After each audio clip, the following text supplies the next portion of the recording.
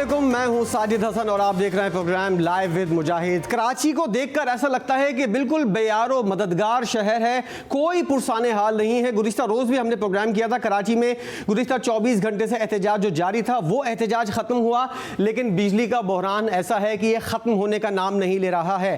15 से 18 घंटे की कराची के अंदर लोड शेडिंग हो रही है और इस लोड शेडिंग की वजह से दीगर चीज़ें भी, दीगर मसाइल भी बढ़ रहे हैं। ना सिर्फ लोड शेडिंग की वजह से पानी का बहरान पैदा हो रहा है, बल्कि दीगर जो रिफाइनरीज हैं और जो फैक्ट्रियां हैं वो भी बंद हो रही हैं और कारोबार के ऊपर सख्त असर हो रहा है इस बहरान की वजह से। लेकिन वज़ीर आला सिंध हो या वज़ीर आज़म पाकिस्तान हो, किसी की बात का के इलेक्ट्रिक नोटिस नहीं ले रहा है और बिजली की लोड शेडिंग जो है वो कम होने के बजाय बढ़ती जा रही है। इसके सदबाब कैसे होगा और इस वक्त के इलेक्ट्रिक की पोजीशन क्या है, कितना उनकी तरफ से बहरान पैदा किया जा रहा है और कितना वो मजबूर हैं कि वो लोड शेडिंग करें, इस पर हमने गुफ्तगू करने के लिए दावत दी है। तर्जुमान के इलेक्ट्रिक जनाब अवैस मुंशी साहब हमारे साथ मौजूद हैं और उनसे जानेंगे कि के इलेक्ट्रिक का क्या मौक़िफ़ है, इस वक्त उसको कितने दबाव का सामना है। मुंशी साहब, बहुत शुक्रिया आपके वक्त का। ज़रा ये बताइएगा कि मौजूदा सूरत हाल में के इलेक्ट्रिक कराची में बिजली की डिस्ट्रीब्यूशन कैसे करती है और आपको किन किन मसाइल का सामना है?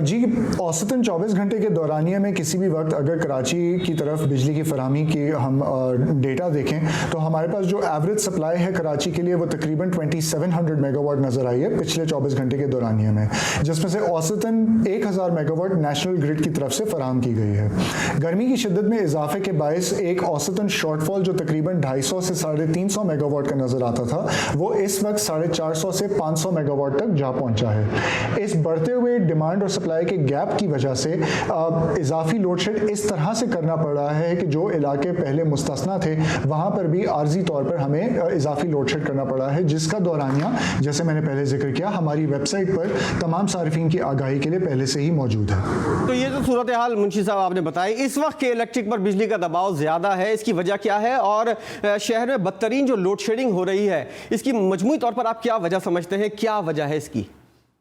इस वक्त जो कि इलेक्ट्रिक की मौजूदा सूरत हाल में पैदावारी सलाहियत मुतासिर हो रही है उसकी एक बहुत बड़ी वजह ईंधन की अवेलेबिलिटी के हवाले से है। मैं आपको बताता चलूँ कि इस वक्त के इलेक्ट्रिक को गैस की फराहमी, नेचुरल गैस की फराहमी बिल्कुल सिफर है, जिसकी वजह से हमारे तकरीबन 2 प्लांट्स ऐसे हैं जो बिल्कुल पिछले 6 महीनों से तकरीबन बिजली पैदा कर ही नहीं पा रहे क्योंकि जो नेचुरल गैस की रिक्वायरमेंट है उनकी वो पूरी नहीं की जा रही। साथ ही साथ कुछ बकाया जात की अदायगी ना होने की वजह से ईंधन की खरीदारी में भी मुश्किलात का कुछ सामना पड़ रहा है। इसके अलावा मैं आपको ये भी बताता चलूँ और अब सार्फिन को भी आगाह करूँ कि आलमी सतह पर भी जो फ्यूल की कीमतों में हमें एक महंगाई का रुझान नज़र आ रहा है, जिसमें फर्नेस ऑयल की कीमतें भी कदरे बढ़ गई हैं और RLNG की कीमतें भी बहुत ज़्यादा बढ़ गई हैं। ये भी एक फैक्टर है जिसका इम्पैक्ट ना सिर्फ कराची पे बल्कि पूरे पाकिस्तान पर नज़र आ रहा है। यही वजह है कि कराची के अंदर लोड शेडिंग हो रही है। अवैस मुंशी साहब हमारे साथ मौजूद है, तर्जुमान के इलेक्ट्रिक, आपका शुक्रिया। और उनका बताना ये था कि किस तरह दबाव का शिकार है के इलेक्ट्रिक, जिसकी वजह से कराची के अंदर लोड शेडिंग पैदा हो रही है और इसको ख़त्म करने के लिए इक़दाम किए जा रहे हैं कि इलेक्ट्रिक की जानिब से। उनकी पूरी कोशिश है कि लोड शेडिंग किसी तरह ख़त्म हो। आने वाले दिनों में हम देखते हैं कि किस तरह ये लोड शेडिंग के ऊपर काबू पाया जा सकता है। लेकिन अब जो सूरत हाल है वो 15 से 18 घंटे की लोड शेडिंग अभी भी हो रही है। इस हवाले से हम बातचीत करते रहेंगे अपने प्रोग्राम में और ये मसला उठाते रहेंगे। लेकिन अभी हम बात करेंगे महंगाई की। महंगाई अब मरहलावार होगी, अचानक और एकदम से नहीं होगी, क्योंकि पेट्रोलियम लेवी जो इस वक्त सिफर है वो उसको 50 रुपए करने का फैसला किया गया है और ये एकदम से नहीं होगा बल्कि मरहलावार किया जाएगा। कौमी असम्बली में पेट्रोलियम लेवी की मद में मरहलावार 50 रुपए इजाफे की आज मंजूरी दी गई है और वजीर खजाना मिफ्ता इस्माइल ने इस हवाले से क्या कहा था, पहले आपको वो सुनवाते हैं। जनरल स्पीकर, ये लेवी जो है ये इजाज़त है आप लोगों की तरफ से हुकूमत को कि वो 50 रुपए तक लगा सकती है। इस वक्त तो लेवी ज़ीरो है और फिल फॉर कोई 50 रुपए तक जाने का कोई उम्मीद भी नहीं है, ना कोई वो है कोई ख्याल है। लेकिन ये एक इजाज़त हुकूमत ने अपने आप से ली है कि 50 रुपए तक लगा सकते हैं। आवाम के ऊपर एकदम से महंगाई नहीं होगी बल्कि मरहलावार होगी और आवाम भी इस हवाले से अपनी राय रखते हैं और आवाम का ये कहना है कि ये एक यकमुश्त महंगाई एकदम से हो जाती है और उसके बाद मरहलावार 50 रुपए लेवी करने की बातें की जाती हैं। इसका मतलब तो यही हुआ कि आने वाले दिनों में महंगाई मजीद बढ़ेगी। मौजूदा सूरत हाल के अंदर महंगाई पहले ही काफ़ी ज़्यादा हो चुकी है। पेट्रोल के ऊपर हुकूमत जो है वो 100 रुपये इजाफा कर चुकी है, मरहलावार ये भी इजाफा हुआ है 30-30 रुपये करके और इस वक्त सूरत हाल ये है कि 234 रुपये फी लीटर में आवाम को पेट्रोल मिल रहा है। मुजम्मिल असलम साहब हमारे साथ मौजूद होंगे, मुआशी तजियाकार हैं और पिछली हुकूमत के साथ काफ़ी इन टच थे और इस मौजूदा सूरत हाल को वो किस तरह देखते हैं उनसे बात करेंगे। मुजम्मिल असलम साहब, सबसे पहले ये तो बताइएगा कि मरहलावार अगर लेवी आयद होती है 50 रुपये तो उसको कितना नुकसान होगा आवाम को और जो चीज़ें इसकी वजह से महंगी होती हैं ये भी मरहलावार महंगी होंगी तो एक नया तूफान हम समझ सकते हैं, सोच सकते हैं कि आने वाले दिनों में आने वाला है। देखें, ये 50 रुपए कीमत बढ़ाने से लगभग 850 अरब रुपए का तखमीना है जो आवाम की जेब से निकलेगा। अब आप लगा लें कि 850 अरब रुपए आवाम की जेब से निकलेगा और हमारी आबादी 22 करोड़ की है तो आप जो है तकरीबन एक अगर फी कस निकालना चाहें तो वो भी हम निकाल सकते हैं। 5 फी बंदा साल का 40,000 रुपये जो है हुकूमत को देगा और उसके बाद जो है मतलब 4,000 रुपये फी बंदा जो है सिर्फ इस 50 रुपये बढ़ने की बात में जो है हुकूमत पाकिस्तान को अदा करेगा। तो इससे आप अंदाज़ा लगा लेंगे जब 850 अरब रुपये जो है हुकूमत के पास जाएंगे तो इससे आवाम पे कितना बोझ पड़ेगा। अच्छा मुजम्मिल असलम साहब, आपके दौर में लेवी नहीं थी जैसा कि आपने अपनी बात में भी जिक्र किया, तो इसकी क्या वजह था, इसको कैसे रोका था आपने और मौजूदा हुकूमत को आप क्या मशवरा दे सकते हैं कि वो इस सूरत हाल को कैसे कंट्रोल करे? देखिए, पहली बात तो ये कि लेवी की ईजाद कहाँ से हुई है। लेवी की ईजाद मुस्लिम लीग नून ने की थी और इन्होंने उस वक्त की थी लेवी की ईजाद जब आलमी मार्केट में पेट्रोल की कीमत कम थी और हुकूमत चाहती थी कि पेट्रोल से ज़्यादा टैक्स ले और वो टैक्स ले जो सूबों में मुंतकिल भी ना करना पड़े। तो 2018 में ये जो बार बार कहते हैं बारूदी सुरंग 30 रुपये IMF से वादा किया था इमरान खान ने, 2018 के बजट में मिफ्ता इस्माइल इसको जो है 15 रुपये से 30 रुपये करके किया था, डबल करके किया था और वो उस वक्त भी लागू थी और IMF के प्रोग्राम से पहले भी हम 30 रुपये PTI ने भी लिए उस कानून के तहत, लेकिन जब आलमी मार्केट में रेट बढ़ा तो PTI ने उसको कम करना शुरू कर दिया और आखिरी में इस साल फरवरी में उसको सिफर कर दिया क्योंकि यूक्रेन और रशिया की वॉर थी। आज जो है हमारी असेंबली में वही मिफ्ता इस्माइल है जिसने उस 30 रुपये को 50 रुपये कर दिया है और कानून बता दिया बाकायदा IMF के कहने पे।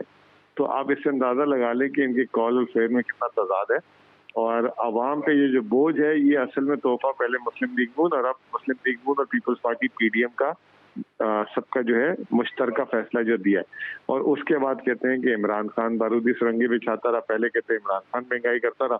तो सारे महंगाई के लवाजमात, इसी तरह बिजली की कीमतें जो बाहर, पहले तो हमारी शिकायत लड़ाई यही रहती थी कि बहुत महंगे प्लांट लगाए, इतनी हाई कैपेसिटी पेमेंट, और अब उस प्लांट का जो ईंधन है, अब यही लोग हैं जिन्होंने कह दिया कि अब हमने फैसला कर दिया कि अब कोई हम बैनुल अक़वामी या इम्पोर्टेड ईंधन पे कोई जो है ना नया प्लांट नहीं लगाएंगे। तो ये उस वक्त इनको ख्याल नहीं आया था कि ये पाकिस्तान के लिए अजाब बन जाएगा। आज सिर्फ ईंधन की मद में जो है अरबों डॉलर हम दे रहे हैं और वो अरबों डॉलर की बदले अगर इन्होंने उसकी बरामदात खड़ी की होती, मुल्क की दौलत खड़ी की होती कि चलो यहाँ से हम ईंधन मंगाएंगे और ये हमारी इतनी बरामदात बढ़ जाएगी तो हम इसको भर देंगे, उसका भी इंतजाम नहीं किया। बस सिर्फ इलेक्शन और अपने पैसे बनाने के लिए ये तमाम कार्रवाई डाली गई। अच्छा मुजम्मिल असलम साहब, जो आपके दौर में बात हो रही थी, वज़ीर-ए-आज़म साबिक़ वज़ीर-ए-आज़म इमरान खान मुतादिद बार इस बात का जिक्र कर चुके हैं कि रशिया से हम खाम तेल हासिल करना चाह रहे थे और उस वक्त मुआहदा तो उस वक्त नहीं हुआ था क्योंकि बातचीत ही हुई थी कि उनकी हुकूमत ख़त्म कर दी गई थी। रशिया से अब ऑयल इम्पोर्ट करने की बात गौर हो रहा है, मौजूदा हुकूमत उस चीज़ को फॉलो कर रही है जिस चीज़ का आगाज़ आप लोगों की जानिब से हुआ था। तो अगर इस तरह का कोई फैसला होता है तो हमारी रिफाइनरीज इस काबिल हैं कि मरहलावार अगर तेल आता है तो को रिफाइन करके मुल्क की पैदावार के अंदर इजाफा कर सकें, और इसका तरीक़ाकार क्या होगा? आप लोगों ने क्या सोचा था, क्या रोड मैप था उसका? मेरी बात सुने, जब रिफाइनरी है तो रिफाइनरी का काम है तेल को प्रोसेस करना। अगर कोई 19-20 है कोई, अगर कोई वो भी तेल ही आएगा ना रशिया से, कोई हमने ये थोड़ी कह रहे कि कोयले से डीजल बना दो, ठीक है, या वो चीज है अगर कोई 19-20 है, कोई प्लांट ऊपर नीचे करना पड़ेगा, सेटिंग क्यों नहीं होगा? पूरी दुनिया में जब वो रिफाइन होता है तेल, पूरी दुनिया में सबसे ज्यादा बिकता है, पाकिस्तान में कौन सी अनोखी रिफाइनरी लगी हुई है? और दूसरी बात ये कि सिर्फ रशिया से फार्म तेल नहीं, रशिया से आप डीजल खरीद सकते हैं, रशिया से पेट्रोल खरीद सकते हैं, रशिया से आप LNG खरीद सकते हैं। आज भारत ने जो है रशिया से कोयला खरीदना शुरू कर दिया और चाइनीज करेंसी में उनको अदा कर रही है पैसे। तो हम तो बस खाना पूरी कर रहे हैं। रिफाइनरी को एक खत लिख दिया कि अच्छा आप आए बताएं, अच्छा आप दरामद कर सकते हैं कि नहीं, अच्छा आप पेमेंट कैसे करेंगे? पेमेंट का आप सवाल स्टेट बैंक से पूछें, आपका इदारे ने करनी है पेमेंट। तो ये सिर्फ ये जो है टाइम गेन कर रहे हैं क्योंकि इनको बहुत ज्यादा जो है बुरा भला आवाम कह रही है। तो और ये सिर्फ हमें जो है वो करने के लिए, देखें रिफाइनरी ने भी ऐसा जवाब दिया, ऐसा जवाब दिया। इसमें मुझे कोई सीरियसनेस और पेशरफ नजर नहीं आ रही क्योंकि इसकी वजह ये है कि ये 27 तारीख का लेटर लिखा हुआ था और कल मुसद्दिक जो है इनके पेट्रोलियम मिनिस्टर, वो एक प्रोग्राम में टीवी में बैठे हुए थे और उनको ये बात पता भी नहीं थी। जो उसका पेट्रोल का मिनिस्टर है उसके मिनिस्ट्री से लेटर लिखा हुआ उसको पता ही नहीं। वो कह रहा था कि हम रशिया का भी देखेंगे ऑप्शन, और ये बात उसको भी नहीं पता। तो आप ऐसा अंदाजा लगा लेंगे किसी नीचे से बंदे से सेक्शन ऑफिसर को बोल के निकलवा दिया एक लेटर, ताकि जो है ये कल को जो बार बार सवाल आ रहे हैं इनको आए ना ये सवाल। अच्छा मुजम्मिल साहब, एक और सवाल जो मौजूदा हुकूमत है उनके अरकान की जानिब से आता है कि जिस वक्त ऑयल महंगा होना शुरू हुआ उस वक्त आप लोगों ने रशिया से बात करने का सोचा और बात भी की। अच्छा, उससे पहले अगर दीगर पड़ोसी ममालिक की अगर बात की जाए तो भारत की एक वाज़ेह मिसाल है कि वो काफ़ी अरसे पहले से ऑयल जो है वो इम्पोर्ट करता है। ऐसे एंड वक्त के ऊपर मौजूदा हुकूमत के जो अरकान है वो ये फरमाते हैं कि 3 करोड़ 40 लाख डॉलर का जो तेल है वो इम्पोर्ट करता था भारत। आपने एंड वक्त पर यह फैसला क्यों किया? क्योंकि आने वाले दिनों के अंदर जब आपको पता चला कि महंगा होने वाला है तेल, उसकी वजह से यह फैसला किया? जब हुकूमत में आए थे उस वक्त यह फैसला क्यों नहीं किया था? मैं वाज़ेह कर दूं आपको कि यह बात हुकूमती अरकान की जानिब से की जा रही है। वो तो जो फजूल बातें करेंगे कि उनको ये भी नहीं पता कि रशिया से इंडिया कितना बरामद करता था यूक्रेन वॉर से पहले, 2% करता था अपनी जरूरत का, अब जाके वो 10-12% पे आया। तो उन बेचारों को तो ये भी नहीं पता। और बात ये है कि ये बोले कि भाई एक ऑप्शन एक्सप्लोर तो कर रहे थे, मेहनत तो करना शुरू की थी, और जब ये चीजें हुई रशिया से ताल्लुकात कोई हमारे बहुत अच्छे थे क्या? ये पिछली हुकूमत $250 मिलियन उनके 10 साल से क्लेम था वो नहीं अदा किया था, वो पहले हमने अदा किया। उसके बाद हमने नॉर्थ साउथ गैस पाइपलाइन उनके साथ मुआहिदा किया। और जब स्टेट लेवल का विजिट होगा, 2 वजीर आजम मिलेंगे, 2 सदर मिलेंगे तो कोई बात होगी ना। तो उसका पहला विजिट ही अभी मटीरियलाइज हुआ। तो ये तो बेचारे बस इनके तो जो इस वक्त मुंह में आता है पके जाते हैं। तो आप 3 महीने हो गए, अब पहला एक लेटर लिखा है रिफाइनरी, वो भी रिफाइनरी को लिखा है। और कोई अगर सीरियसनेस होती, इनके बस की बात ही नहीं है ये काम करना। ये तो डरते हैं जहां से ये मतलब असल तो ये डरते हैं जहां इनके सारे लोग बैठे हुए बड़े वहां से। मुज़म्मिल साहब, अगर आप इसकी बात कर रहे हैं भारत की और दीगर पड़ोसी ममालिक, चाइना भी रशिया से तेल इंपोर्ट कर रहा है और गुज़िश्ता साल जो है वो 84,20,000 टन तेल उसने बरामद किया है। तो वो भी अपनी ज़रूरियात पूरी करने के लिए रशिया को सहारा बना रहा है। तो इस वक्त ऐसी सूरत हाल जब पेश आई, जब तेल महंगा होना शुरू हुआ, उससे पहले इस बात के ऊपर गौर क्यों नहीं किया गया था? इस हवाले से सवालात उठ रहे हैं। मेरे भाई, पाकिस्तान का मसला गैस का था, गैस के मसले पे गौर हो रहा था, नॉर्थ साउथ पाइपलाइन साइन हुई थी, उस मसले को हम लेके चले थे। तो ये बात इधर तक पहुंची ना। पहले आप एक चीज पे बात करेंगे, फिर अगली पे करेंगे, फिर तीसरी पे करेंगे। आप तो ये कह रहे हैं कि बच्चा पैदा होते ही उसकी शादी क्यों नहीं कराई, रिश्ता क्यों नहीं कराया आपने?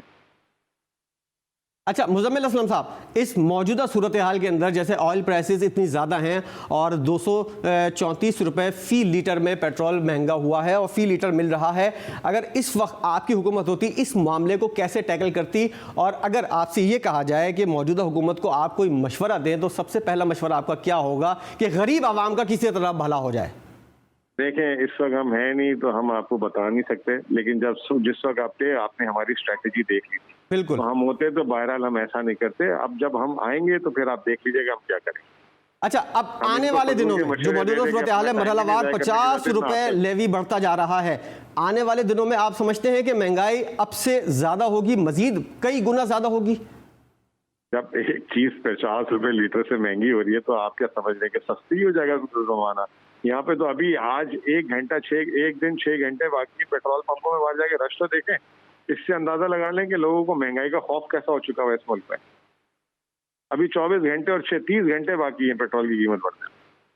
और मुज़म्मिल असलम साहब, ये जो सुपर टैक्स लगाया है, इसके अंदर हुकूमत जो है वो जवाब पैदा करती है कि हमने गरीबों को बचाकर अमीरों को टैक्स नेट में लाए हैं और 50,000 रुपये तनख्वाह से जिसकी कम है उसको हमने रिलीफ दिया है, और 50,000 से जिसकी ज़्यादा है 2.5% वो टैक्स देगा।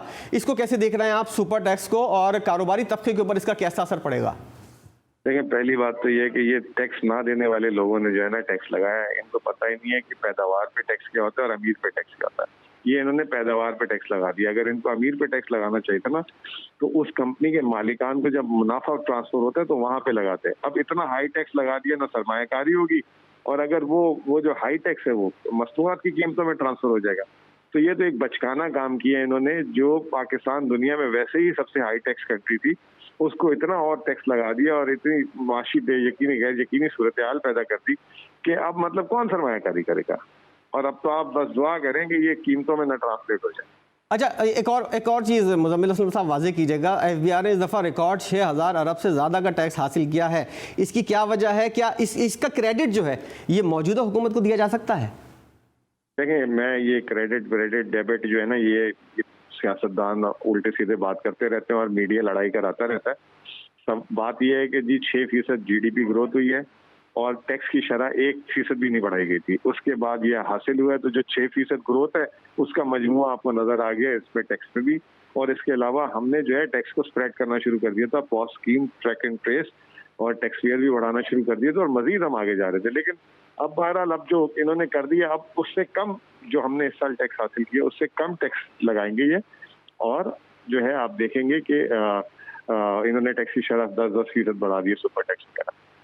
बहुत शुक्रिया मुज़म्मिल असलम साहब, हमारे साथ मौजूद थे, मुआशी तज़कियाकार थे, और इस मौजूदा सूरत हाल के अंदर किस तरह उनकी हुकूमत होती, इमरान खान की हुकूमत अगर होती तो किस तरह सूरत हाल को कंट्रोल करती, और रशिया से तेल दरामद करने के हवाले से क्या सूरत हाल है और हुकूमती अरकान किस तरह की बातें कर रहे हैं, उसका उन्होंने जवाब दिया। इस मौजूदा सूरत हाल के ऊपर आवाम जो महंगाई की चक्की में पिसी हुई है, 50 रुपये लेवी इजाफे के ऊपर आवाम क्या कहती है, और आने वाले दिनों में जब महंगाई ज़्यादा होगी इस पर आवाम की क्या राय है, आपको वो भी सुनवाते हैं। भाई ये सरासर जुल्म कर रहे हैं आवाम के साथ। ये वही वजीर ख़जाना है जो कहते थे 137 रुपये में आवाम कैसे डालेगी पेट्रोल। अब इनको समझ में नहीं आ रहा कि 237 में कैसे डालेगी पेट्रोल। बस ये इस वक्त का इंतज़ार कर रहे हैं कि आवाम अपने घरों से निकले और इनके गिरेबानों तक पहुँचे। इमरान खान ने 3 रुपये बढ़ाए तो आप लोग जितने भी न्यूज़ वाले थे सब फौरी आ गए, भाई इसने 3 रुपये बढ़ा दिया, बताएं क्या होगा। इन्होंने इतनी दफ़ा बढ़ाया मगर आप लोग कोई भी न्यूज़ वाले आए नहीं हमारी तरफ पूछने के लिए कि भाई आप लोगों का क्या हाल है। यहाँ पर चोर हुकूमत आ गई है, अब आप लोग कैसे रहोगे यहाँ पर। थोड़ा जो महंगाई कर रहे हैं ना, आप ना करें तो बेहतर है, नहीं तो लोग आपको घर से निकाल के आप तो बोले कपड़े बेच के आटा लेंगे, आप आटा खरीदने के काबिल भी नहीं रहेंगे जिस समय कपड़े नहीं होंगे तो आप लोगों के। उनका काम है बढ़ाना, हमारा काम है बढ़ावा है पेट्रोल को लेना। ना एहतजाज करेंगे ना कुछ करेंगे, अभी तो मर गई है कौम। पहले इमरान खान था, अब शहबाज शरीफ आया, इससे बड़ा आएगा, अभी हम कुछ भी नहीं कर सकेंगे। 3 दिन तक पैदल चलना शुरू करते, जहाँ जिसकी जो गाड़ी खड़ी है वहीं खड़े करके चले जाए लोग करके। 3 दिन तक पैदल चलना शुरू करें, आवाम पेट्रोल की कीमत खुद ब खुद नीचे आ जाएगी इंशाल्लाह ताला। नहीं आएगी तो हुक्मरान अपने घर चले जाएंगे। गरीब लोग जो बहुत परेशान हैं, और हम लोग भी सारा दिन में चला के 400 रुपये हमें बच जाते हैं या 500 रुपये, उसमें गुजारा तो मुश्किल है। अगर मज़ीद बढ़ेगा तो इसका तो हमें समझ में नहीं आ रहा। हम लोगों का 1500 रुपये का पेट्रोल डालते, 1200 रुपये कमाते, 300 रुपये घर से जाते। अभी नहीं काम करते तब भी परेशान है, काम करते तब भी परेशान है। अवाम क्या सोचती है महंगाई को लेकर, और इस वक्त जब सूरत हाल ये है कि 234 रुपये लीटर पेट्रोल है तो उसके ऊपर आवाम की चीखें निकल रही हैं। अगर इससे ज़्यादा कीमत होगी और 50 रुपये लेवी आयद होगी, मरहलावार आयद होगी, उसके ऊपर आवाम को क्या रद्दमल सामने आएगा ये आगे चल के पता चलेगा। अभी हम ब्रेक लेंगे और ब्रेक के बाद बात होगी हमजा शहबाज की, वो अपनी कुर्सी पर रहेंगे या नहीं। हमजा शहबाज के वज़ीर आला पंजाब के इलेक्शन और हलफ के खिलाफ दरख्वास्तों पर लाहौर हाई कोर्ट के 5 रुकनी लार्जर बेंच ने कल सुबह 10 बजे फैसला सुनाने का फैसला किया है, और इम्कान यही है कि कल फैसला आ जाएगा। हमजा शहबाज वज़ीर आला पंजाब होंगे या परवेज़ इलाही, आने वाले दिनों में क्या कुछ हो सकता है, इस पर हम बात करेंगे प्रोग्राम में। एक ब्रेक के बाद हमारे साथ रहिएगा।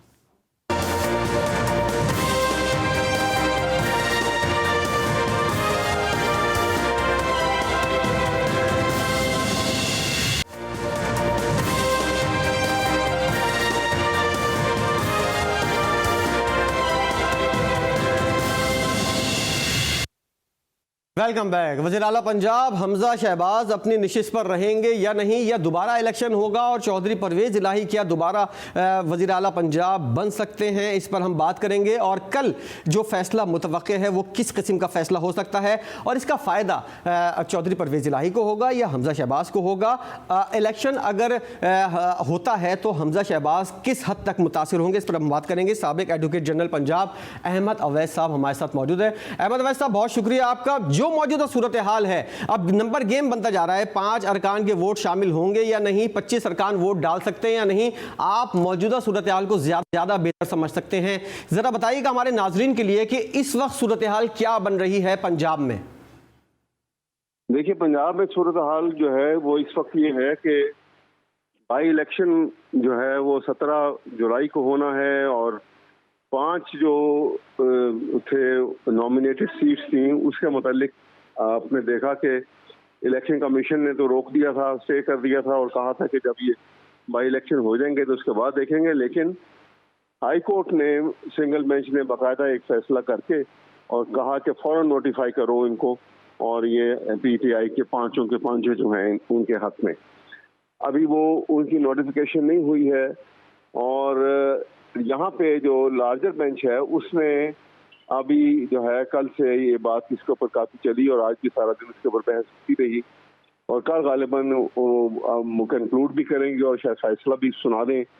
वो उसमें ये है कि जो सुप्रीम कोर्ट की जजमेंट आई है रेफरेंस केस के अंदर, प्रेसिडेंशियल रेफरेंस के ऊपर, वो जजमेंट जो है उसको कहते हैं कि जी इम्प्लीमेंट करना जो है वो हमने उसको इम्प्लीमेंट करना है क्योंकि रिट ऑफ कोवारंटो भी आई हुई है और ये हमारी जिम्मेदारी भी है हाई कोर्ट की कि सुप्रीम कोर्ट की जजमेंट जो आए तो उसको इम्प्लीमेंट करवाया जाए। तो उसकी इम्प्लीमेंटेशन में जो है वो ये क्या होगा कि वो जो इनवैलिड वोट थे 25 वो बीच में से माइनस हो जाएंगे तो 197 जो इन्होंने एलिजिबली जो वोट लिए थे अपने इलेक्शन में तो उससे रिड्यूस होकर इनके पास 172 आएंगे और वो रिक्विजिट मेजॉरिटी जो है नहीं बनती है, जो टोटल सीट्स की मेजॉरिटी जो है वो 186 है। इसलिए ये गवर्नमेंट जो है उस लिहाज से हमजा शहबाज जो है एक दफ़ा फारिग हो जाएंगे।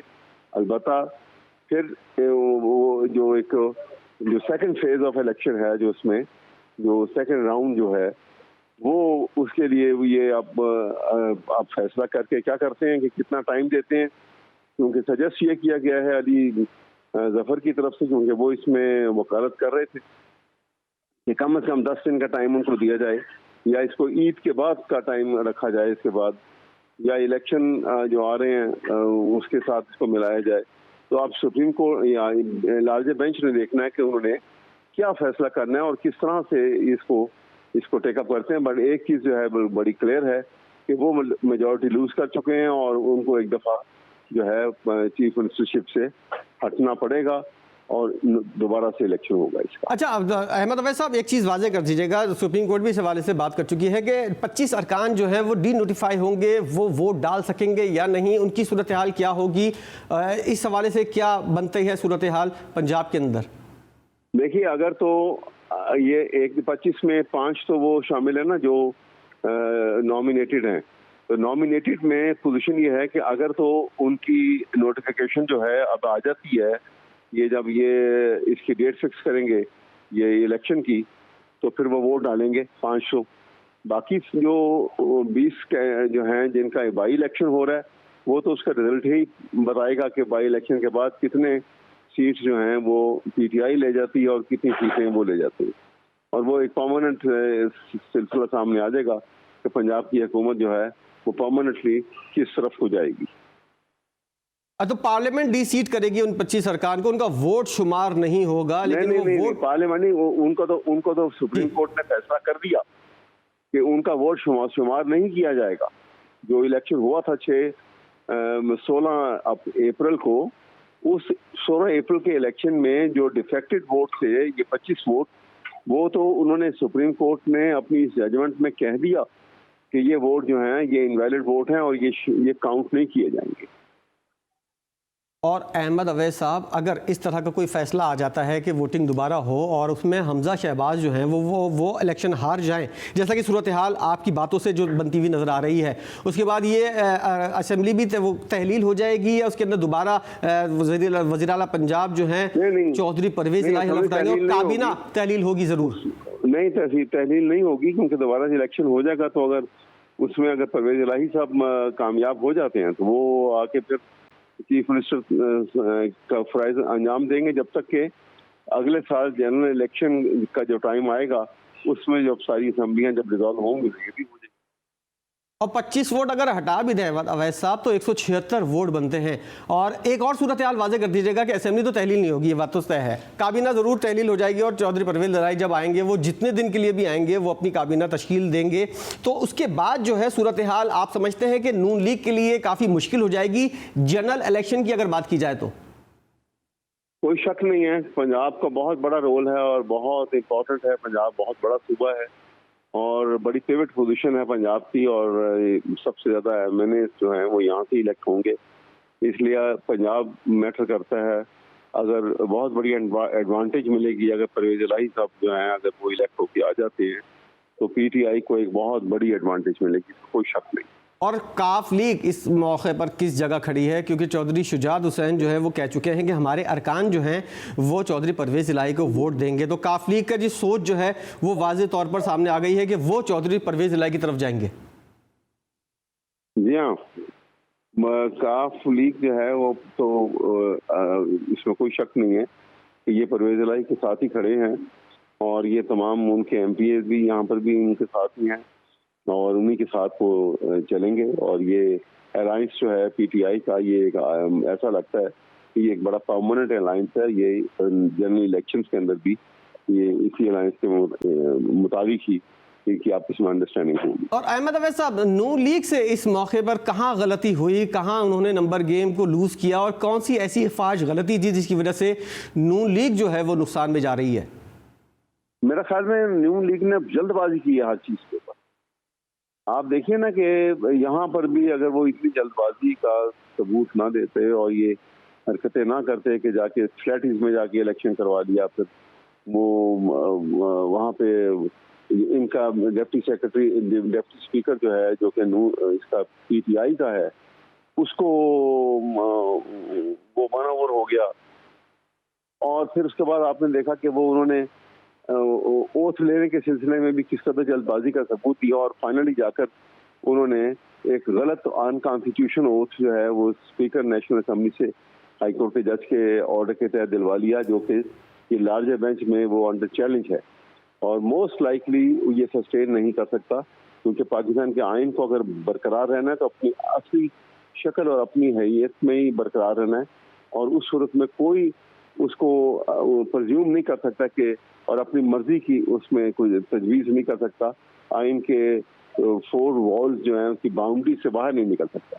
अच्छा अहमद अवैस साहब, एक और चीज़ जिसकी जो बहुत अहम है और मैं आपसे पूछना चाहूँगा कि हाई कोर्ट ने कहा है कि कोई भी आम शख्स जो है वो असेंबली में दाखिल नहीं हो सकता, लेकिन डिप्टी सेक्रेटरी ने 300 अफराद को असेंबली के अंदर दाखिल कर दिया, तो डिप्टी सेक्रेटरी जो है उनके ऊपर भी किसी किस्म की कोई पाबंदी आयद हो सकती है या उनसे कोई जवाब तलबी हो सकती है? बिल्कुल हो सकती है, बल्कि डिप्टी स्पीकर ने, आपको पता है कि ये जब इलेक्शन हुए हैं 16 तारीख को, तो इन्होंने तो बाकायदा पुलिस, पहली दफ़ा हुआ है मेरे ख्याल में पाकिस्तान की तारीख में पहली दफ़ा है कि हाउस इन सेशन हो और IG बाकायदा पुलिस लेकर अंदर दाखिल हो जाए। It's never ever happened. ये प्रेरोगेटिव है असेंबली का और पार्लियामेंट का, वो सूबाई हो या वो सेंट्रल हो, कि वो किसी सूरत वो सुप्रीम है हाउस, वो अपना फैसला भी खुद करते हैं और वो कहते हैं कि ये हाउस जो है जज ऑफ इट्स ओन कॉज, उसको किसी को इजाजत नहीं है। लेकिन इसके बावजूद ये इतनी बड़ी इलीगैलिटी और अनकॉन्स्टिट्यूशनल एक्ट जो है ये किया गया था और इसी के ऊपर अब ये डिस्प्यूट भी हुआ और ये आपने देखा कि गवर्नर ने उसके बाद एक और अनकॉन्स्टिट्यूशनल हरकत की कि जिस वक्त उन्होंने एक असेंबली का सेशन चल रहा था उसको पर रॉक किया और उसके बाद एक अपना ऑर्डिनेंस निकाला और फिर दोबारा सेशन उसको शुरू कर दिया और लॉ सेक्रेटरी को कहा कि वो जो असेंबली के सेक्रेटरी के तमाम फ़राइज़ जो हैं और तमाम जिम्मेदारियां जो हैं और कंट्रोल जो है उसके हाथ में दे दिया। तो ट्राइकोटमी के कॉन्सेप्ट को बहुत बड़ा धचका लगा, जो कॉन्स्टिट्यूशन की बुनियाद है, और उसको हमने चैलेंज किया हुआ है, वो भी उसकी भी हियरिंग चल रही है। अच्छा अवैस साहब साथ रहिएगा, अभी एक ब्रेक लेंगे और ब्रेक के बाद हम बात करेंगे कि पाकिस्तान तहरीक इंसाफ को इससे कितना फ़ायदा हो सकता है और आने वाले दिनों में पाकिस्तान के इंसाफ पंजाब के अंदर अपनी सूरत हाल को और अपनी पोजीशन को ज़्यादा स्ट्रॉन्ग करने के लिए क्या क्या इकदाम करे। एक ब्रेक के बाद बात होगी, हमारे साथ रहिएगा।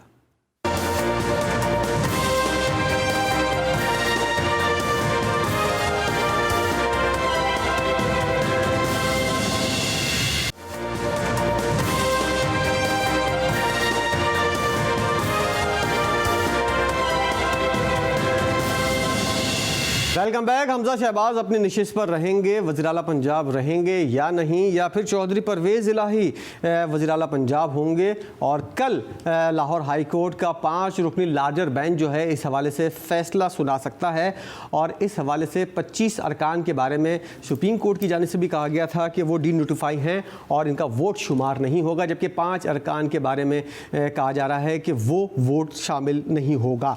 अहमद अवैस साहब हमारे साथ मौजूद है। अहमद अवैस साहब, अब मौजूदा सूरत हाल के अंदर हम बात करें अगर पीटीआई की, अगर वज़ीर-ए-आला पंजाब हमजा शहबाज नहीं रहते तो पीटीआई को सबसे पहला काम क्या करना है जिसकी वजह से जनरल इलेक्शन में पीटीआई को मजबूत तादाद के अंदर और बड़ी तादाद के अंदर अरकान मिल सके? उसके लिए क्या ऐसे काम करने पड़ेंगे, कौन कौन से ऐसे काम हैं जिनको पीटीआई को फौरी तौर पर करना चाहिए? देखिए, पहली बात तो यह है कि पंजाब पे पीटीआई की अगर हुकूमत बन जाती है तो बहुत बड़ी एडवांटेज मिलेगी उनको। ये पहली बुनियादी बात है ये बात। और दूसरी बात यह है कि पीटीआई को बाकायदा तौर पे अर्बन और रूरल पॉपुलेशन के लिए एग्रीकल्चर रिफॉर्म के ऊपर भी और अर्बन के जो प्रॉब्लम्स हैं उनके ऊपर एक बाकायदा एक मैनिफेस्टो में एक पूरा प्रोग्राम जो प्रैक्टिकेबल हो, प्रैग्मेटिकली वो लेके सामने आना होगा और उसी बेस के ऊपर ये इनकी कामयाबी, ये 2 काम अगर कर जाएं तो पीटीआई को कोई जो है शिकस्त नहीं दे सकता। और चौधरी परवेज़ इलाही अगर वज़ीर-ए-आला पंजाब बन जाते हैं और जिसके इम्कानात भी ज़्यादा लग रहे हैं, तो वो ऐसा क्या काम करेंगे जनरल इलेक्शन के अंदर लोग काफिले को पीटीआई के ऊपर ज़्यादा एतमाद कर सकें? वो इस वजह से देखिए, एक तो है कि वो ये हमारा तालिबान के साथ एक बड़ा परमानेंट ये सिलसिला रहेगा अलायंस का। दूसरी बात ये है कि पंजाब में ऑलरेडी आपको पता है कि पीटीआई की हुकूमत में इन्होंने पहली दफ़ा ये पाकिस्तान की थी और दुनिया में भी शायद बहुत कम होंगे कि जहाँ पे पाकिस्तान ने ये पंजाब के हेल्थ कार्ड जो हैं 10 लाख तक हर इंडिविजुअल को ये फैसिलिटी दी है कि वो कोई भी हॉस्पिटल अपनी चॉइस का जाए, कहीं जाए, कोई काम कराए, मेडिकल फैसिलिटी उसको 10 लाख तक रुपए की है। ये बहुत बड़ा काम है और इसकी बहुत बड़ा एडवांटेज जो है वो पीटीआई के इलेक्शन का मुझे मिलेगा। और जो वस्ती पंजाब है उसके अंदर शाह महमूद कुरैशी साहब ने भी काफ़ी काम किया है और इसके अलावा और कौन कौन से नाम आप समझ सकते हैं कि अगर हुकूमत बनती है जनरल इलेक्शन में तो उस्मान बुज़दार की जगह किसी और को आजमाने का मौका मिले? उसके अंदर आपकी नज़र में कौन की ऐसी शख्सियत है जिसको वज़ीर-ए-आला पंजाब बनाया जा सकता है? देखिए, वो अभी नाम तो मैं मुनासिब नहीं समझता, लेकिन ये है कि साउथ में अनडाउटेडली शाह महमूद कुरैशी साहब का बड़ा असर रसूख है और वो बहुत ज़्यादा काम कर रहे हैं इसके ऊपर और वहाँ पे उनके मसाइल भी बहुत ज़्यादा हैं जिसके ऊपर तवज्जो दी जा रही है। और यहाँ पर भी हमारी अब जो लीडरशिप नहीं इमर्ज होकर आएगी, बहुत अच्छे अच्छे लोग हैं जिन्होंने काम किया हुआ है और उनकी क्वालिटी ऑफ लीडरशिप जो है बड़ी बेहतर होगी और इंशाल्लाह पंजाब में जो चीफ मिनिस्टर पीटीआई की तरफ से आएगा या अलायंस की तरफ से आएगा वो इंतहाई काबिल कबूल भी होगा और उसमें वो सलाहियत मौजूद होगी कि ये इन किस्म की क्राइसिस के आगे निकल के चलते। बहुत शुक्रिया। अहमद अवैस साहब हमारे साथ मौजूद थे और साबिक एडवोकेट जनरल पंजाब थे। और हमजा शहबाज का कि वज़ीर-ए-आला रहेंगे या नहीं, इस हवाले से लाहौर हाई कोर्ट का 5 रुकनी बेंच क्या फैसला दे सकता है, इस पर हमसे गुफ्तगू कर रहे थे। प्रोग्राम में फ़िलहाल इतना ही। कल एक नए प्रोग्राम के साथ दोबारा हाजिर होंगे। जब तक के लिए इजाज़त दीजिए। अल्लाह हाफ़िज़।